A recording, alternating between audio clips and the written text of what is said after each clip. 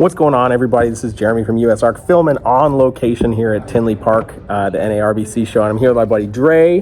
What's going on, dude? Not much, man. Just enjoying Tinley as always. Heck yeah, man. So, for the people who might not know you, what got you into reptiles? It's a question. It's a loaded question. It's a loaded question. I'll give the short version, but basically, I've always just kind of been that weird kid that liked to be outside. Honestly, I was terrified of snakes. Got my first job at a pet store, and I got bit by a snake, and it kind of just piqued my interest to learn more about them. The bite really wasn't that bad, so just kind of started from there. Started from there. Heck yeah, it's not all dramatic as it sometimes is shown. Yeah, and that's the big part of why I do education now, to just try to get people to encourage them to face their fear, but be educated on why they are the way they are. Heck yeah, absolutely. So you got a bunch of different species. Yes. What's one of your favorites that you've got? I know that's a hard question to answer, but blood python. Okay, maybe not as hard as I said, but yeah, blood python all day. Heck yeah, man. What about blood pythons kind of draws you in? I like that you get the experience of a large species without the animal being so massive, but they do have a lot of those traits, as far as that intelligence, temperament, and I mean, they're not small snakes. I mean, they got that heavy body, and a lot of people call them chunky ball pythons, but I think they're a great, I'm not going to say starter snake, but I think they're a great snake to introduce yourself to the larger species. Heck yeah, man. I dig it. And it to be able to educate people and show people a snake that is often shrouded in the negatives is definitely super cool. Yes. And that's why I like pulling out my blood python to show people, just like with any other snake, you work with them and you bond with them, they'll chill out. Absolutely. There's always that exception, but a lot of people just aren't putting in that work. You got to put that work in. And absolutely. Sometimes you just got to take the bite. It's okay. It's okay. It's like getting a dog and expecting them not to lick you or bark at you. There's certain things that are going to happen, and you kind of have to, I tell people, learn your snake. You can't, it happens a lot with when people make their care videos and things like that.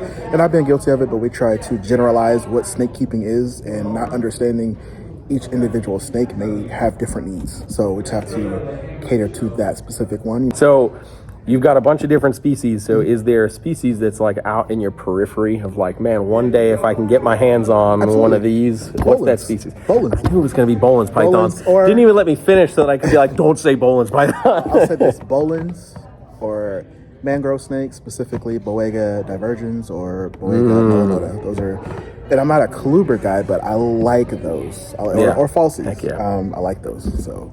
Okay. All right. Cool. All right. So I'll edit this to just say mangroves. And you can do that. Yeah. I was joking with a couple of our boreal keepers that I've done these interviews with when I asked that question, and I'm like, you can't say Bolin's. Right. Don't say Bolin's, because everybody says Bolin's. That's why I had to name a few. Oh, yeah, I had to name a few others. And the notable mention, I already have northerns, but I don't have southerns, white lip pythons. Oh, yeah. The southern white lips are super cool. Yeah. I got you. Yeah, that's an awesome species for sure. You got some lizard stuff as well. Is there a lizard species that's on that periphery for you? It's maybe. Maybe something I've thought about, but I've never actually pulled the trigger on.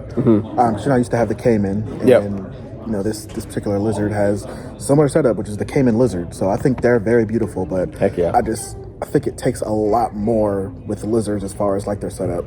Yes. Snakes, you can actually put them in an enclosure. Sometimes they won't really be active. Where the lizards, they need everything. Yeah, absolutely. I like the caiman lizards, but that's something I want to do. Number one, more research on, because I don't know a whole lot about them. But I just want to get more space so I can keep them properly. Heck yeah. I can easily get one now and then put them in a setup, but they're going to outgrow it. And you want to be able to just have it. Yeah, have it good I'm in the middle of upgrades, and we know how that goes. Yeah. So. Absolutely. What's one of the favorite lizard species that you currently have? Gila monster. I knew I was going to say that, but I had to ask. Absolutely. Because they're another animal that they get a bad rap because they literally have monster in their name. Yeah. And I think people go a lot off of old information and what's put out there by the media. And even, when I go live and pull the animal out and people spew misinformation in the comments. Absolutely. It just goes to show you how people are so easily fooled by what's said to them instead of doing their own research. Yes. And, given the fact that they're venomous animals, mine is very friendly. Now, I'm not saying go hold a Gila monster. I'm not saying that, but I do understand the consequences of what could happen if I were to be bit, because they are venomous. But every animal deserves a chance. And furthermore than not, these animals benefit us more than we benefit them. A lot of people don't know that Gila monster venom is used in Ozempic, diabetic research. This is true, and yeah. They're also separating another characteristic of the Gila monster to work with Alzheimer's. So there's a lot of benefits that Gila monsters give us that I don't think a lot of people understand. So. Yeah, absolutely. Absolutely, dude. Well, we're here on the USARK YouTube channel, so I got to ask you, man, what does USARK mean to you?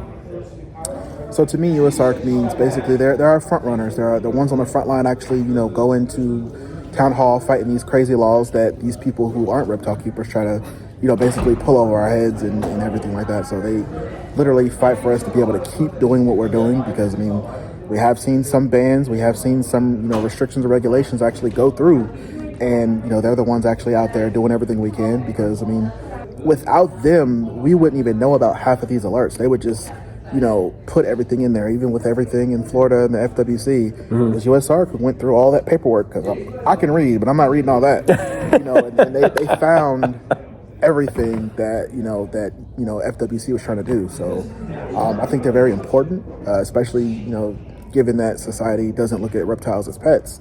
So they literally protect our rights. So I think they're definitely necessary. Heck yeah, dude. Definitely appreciate that, man. If people want to find out more about you and check out what you've got going on, where can they find you? Yeah, you can follow me on Facebook, TikTok, Instagram, YouTube at The Snake God. So I'm everywhere. The Snake God. Bam. Heck yeah, man. I'll put all that in the description below. Dude, thank you for taking the time and hanging chatting. Appreciate you having me. Absolutely.